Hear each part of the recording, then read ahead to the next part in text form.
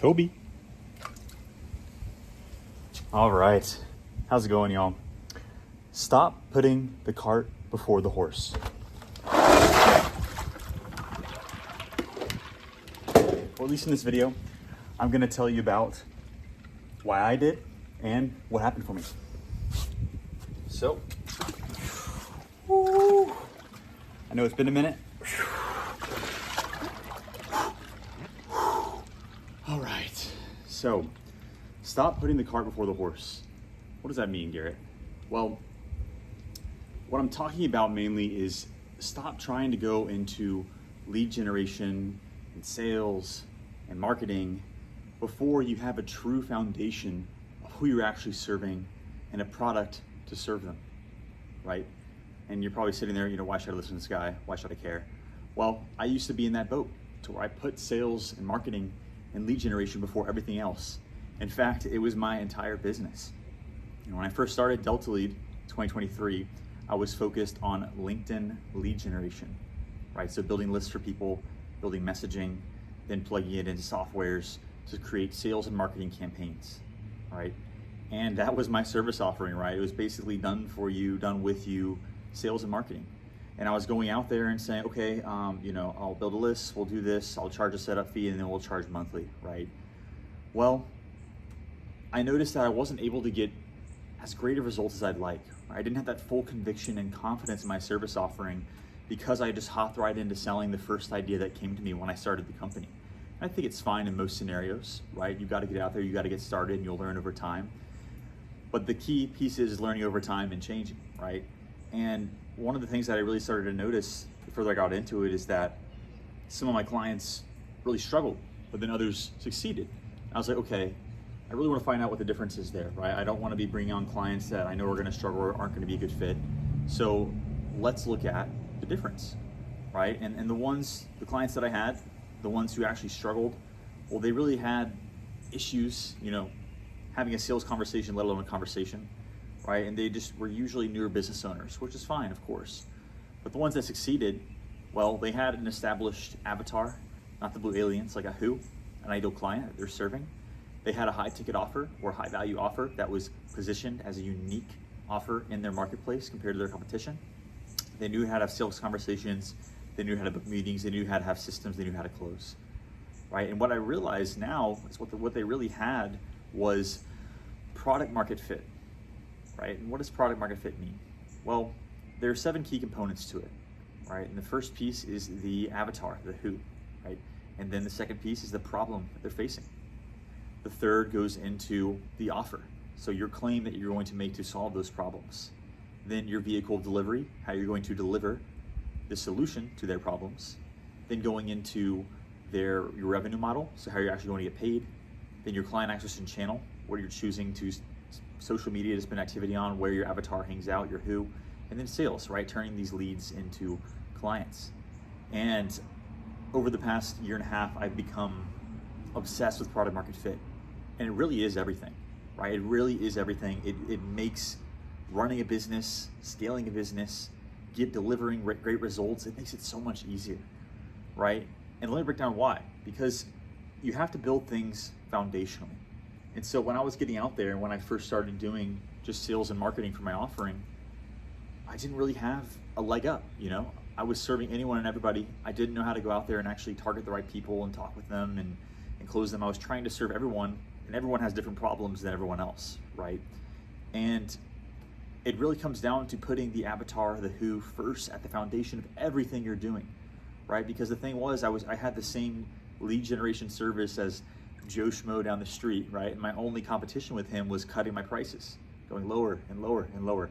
And that's not a good place to be. So I want to talk about the order of priority, at least from my experience, that has served me the best. And so when I first started going out there, I was focused on sales and marketing first and foremost, and then scaling, trying to get 20 to 30 customers at $500 a month to make the amount of revenue that I wanted to make. And then product, right? We'll improve the product over time.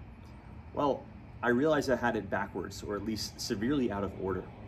And in November of 2023, I actually pivoted towards consulting, right? I'll kind of get into that a little bit. And I hit my first 10K month doing so.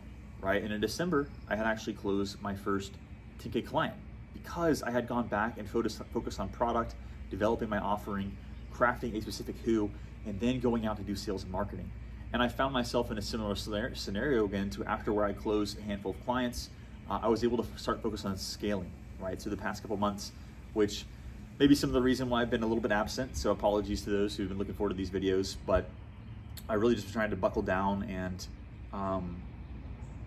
a lot of my creative energy has been going towards the group program. So again, apologies to y'all that have been looking out for these videos, right? But with that being said, I put more time and energy into product, right? I closed a handful of clients and I was wanting to start scaling things, right? And what you're starting to see now is the correct order. So what I said earlier, at least again in my experience, what I said before was I was doing sales, scaling, and then product, right? But really, what really, in my opinion, is the most effective and fastest way to reach the revenue goals that you have is put product first, right? Put your service offering first, who it's actually for, what problems they're facing, how your service offering is actually going to position itself to solve those problems, right? And then going into sales and marketing, testing it out, getting feedback, doing manual processes, and then once you find what works, start to scale. So I had it all backwards, right? And since I had closed these handful of clients, I've been building out the group program, putting a lot of time and energy into it in the process. I'm now starting to get into, okay, these systems are built, the funnels are in place. Say hi to Jasper down there. How's it going, buddy? The funnels are in place. Now it's time to open up the lead flow, open up the floodgates, and start taking people through the process that I've built out, and I can fully, stand behind now. Because the thing was, when I was doing my commoditized service offering of lead generation, I didn't really know what would be better than the other people, right? I didn't know what would be stand out against my competitors. And it just put me in a scenario where I would close a client and then kind of feel a little bit scared about service delivery, right? Like, how is I actually gonna show up and do this? Like, oh, they're gonna be disappointed, or I don't know if I can actually fulfill this, right? And that's not a good feeling to have. Even when you're generating revenue, like, I just was constantly seeking avoidance, it felt like, right? Avoiding the feelings, avoiding the responsibility of delivering results.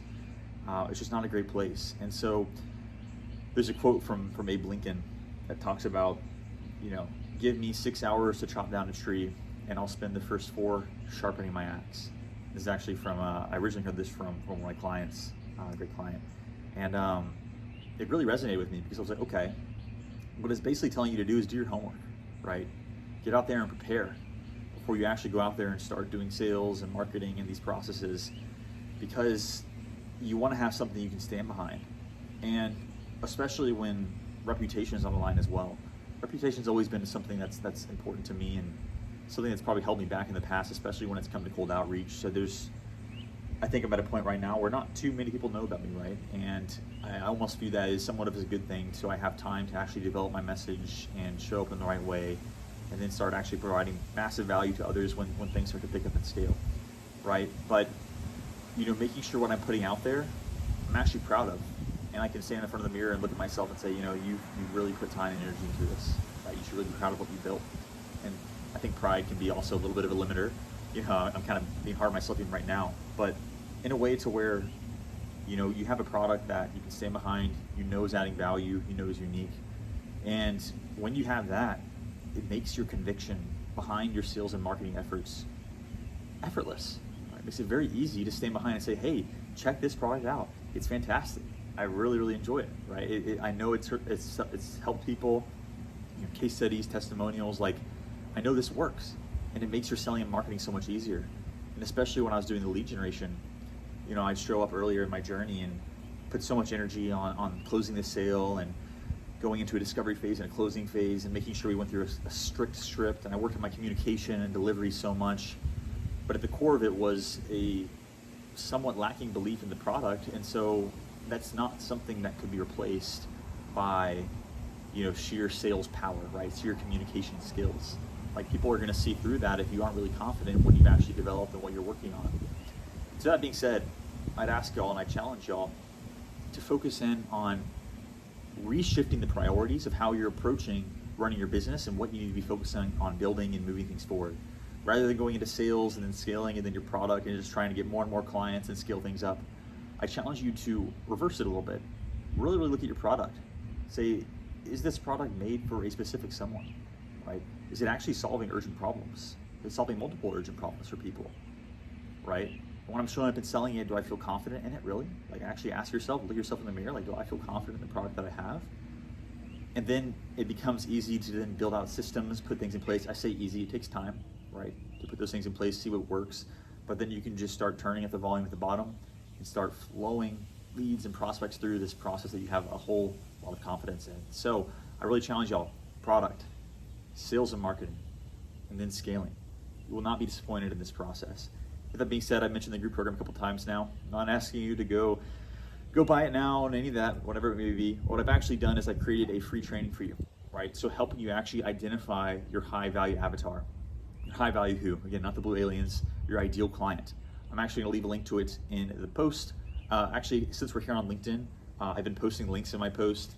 And LinkedIn doesn't really like when I send traffic directly away in the post. So what I'd ask you to actually do is you can go check out my profile, my LinkedIn profile. You can click on my profile and then go to the top. So it'll say find your high value avatar. And then you can also go to my features section and there's identify your high value avatar as well that you can click on.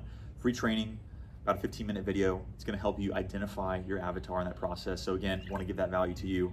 Hope you find it valuable. With that being said, again, really challenge y'all, product, sales and marketing, and then scaling. With that being said, let's crush the day. You'll have a good one. Take care.